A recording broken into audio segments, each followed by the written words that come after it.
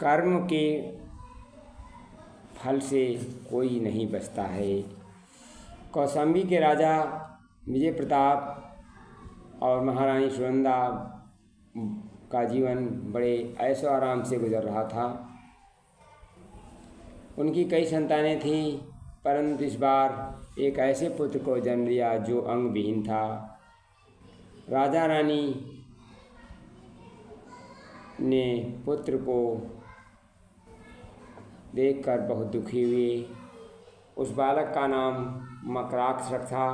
उसे राजमहल के एकांत कमरे में छिपा कर रखा गया, जिससे बाहर के लोग उसे न देख सकें। संयोग से प्रव्रज्ञा करते हुए एक दिन तीर्थंकर भगवान महावीर उस नगर में पधारे। उसी नगर में सत्संग की व्यवस्था की गई और हजारों लोग सत्संग सुनने आए।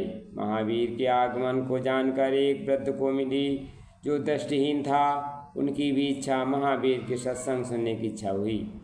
वे सदा अपने भाग्य को कोसा करते थे कि मेरे किसी बुरे कर्म से, अशुभ कर्म से के कारण पाप कर्म में अंधा हूँ। उनके शरीर में भी गहरे जख्म थे, जिनकी पीड़ा बार बार करा उठते थे। आग्रह करने पर एक युवक ने महावीर के सत्संग में पहुंचा दिया, ऊंचे टीले पर बैठा दिया। वे सोच रहे थे महावीर जी की मुझ पर अवश्य दृष्टि पड़ेगी और तब मेरे पीड़ा पाप कट जाएंगे। महाभगवान महावीर प्रवचन कर रहे थे, धरती पर जितने भी प्राणी हैं वे सब अपने अपने संचित कर्मों के कारण संसार में चक्कर लगाते हैं, जीवन मरण के चक्र में फंसते हैं। अपने किए अच्छे बुरे शुभ अशुभ पूर्ण कर्मों के कारण विभिन्न योनियों में जन्म लेते हैं। अपने किए हुए कर्मों का फल हर प्राणी को भोगना ही पड़ता है।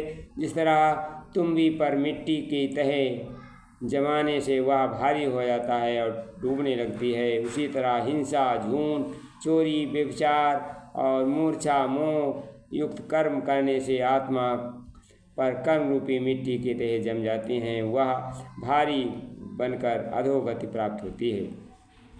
इधर भगवान महावीर प्रवचन कर रहे थे, उधर उनके पास बैठा शिष्य गौतम बार बार टीले पर बैठे उस अंधे व्यक्ति को देख रहा था। महावीर स्वामी का आश्चर्य हुआ कि मेरी तरफ टकटक देखने वाला गौतम आज बार बार मुड़कर क्यों देख रहा है।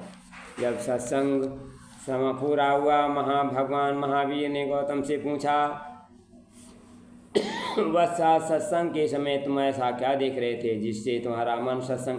गौतम ने कहा, भगवान मैं सत्संग में आए हुए उस वृद्ध व्यक्ति को देख रहा जो दृष्टिहीन वरन शरीर के जख्मों से घावों से पीड़ित करा रहा था। इतना भागा दुखी प्राणी है। भगवान महावीर ने कहा, अधिक कोई दुखी हो सकता है। इस महावीर बोले, बस इस संदेह को तो कुछ पुण्य है, आँखों के सिवाय शरीर में अन्य अंग तो ठीक हैं, वह तो चल फिर सकता, परंतु राजमहल में एक मकराक्ष बालक बिना हाथ पैर के पिंड के मांस का पिंड जैसा है, राजघराने में ऐशो आराम वस्तुओं के बीच पल रहा है। गौतम ने पूछा, भगवान क्या आज्ञा हो तो राजमहल में जाकर देखाऊं। भगवान महावीर के अनुमति से गौतम स्वामी राजमहल चल दिए। राजमहल पहुँचे, उन्हें देखकर राजा रानी दोनों आश्चर्यचकित हो गए और उनके हाथ में बिछा पात्र भी नहीं। फिर महावीर स्वामी का ऐसे हमारे राजमहल क्यों आए।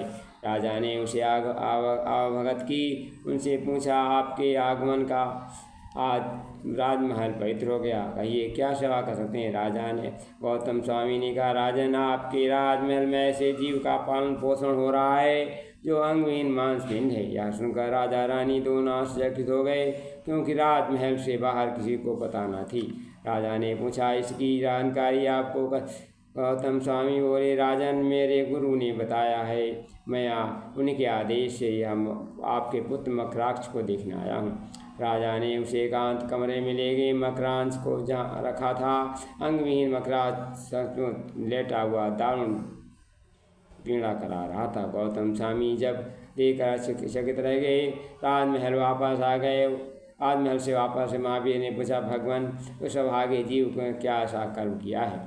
महावीर बोले, बस यह जीव तो सदा कर्मों का फल है मकरास पूर्व जन्म में इसी क्षेत्र का सुकर्णपुर नगर का स्वामी था। इसके अधीन 500 ग्राम थे। पूर्व जन्मों में इसका नाम इक्काई था। अनित्य संसार में नित्य मान का जीवन जीता था। लूटपाट, व्यभिचार, अपहरण आदि बुरे कर्मों से निरत रहता था। पूर्व जन्म के बुरे कर्मों के कारण इसे इस अंगहीन मांसपिंड जन्म हुआ है। राजमहल में जन्म लेने के बावजूद राजसी सुखों से वंचित है। दारुण दुख झेल रहा है। इसलिए जीव को अपने कर्मों के पर सदैव सावधान रहना चाहिए। शुभ और पुण्य कर्मों में नियत रहना चाहिए। यहाँ भी स्वामी जी कहते हैं, मानव जीवन को पाकर तुम कुछ तो नेकी के काम करो। स्वार्थ वृत्ति को अपना कर तुम मत इसको बर्बाद करो। सुनकर ऋषि के प्रेरक वाणी सब संतों के मन हर्षाए। कुछ भावुक भक्त जनों ने की आँखों में आंसू भर। हे देव कृपा करके कहिए पथ कौन वहाँ पहुँचाता है कौन भाग्यशाली नर जो इसे मार्ग अपना। नम्र विनय संतों की सुन ऋषि बोले मुस्काए।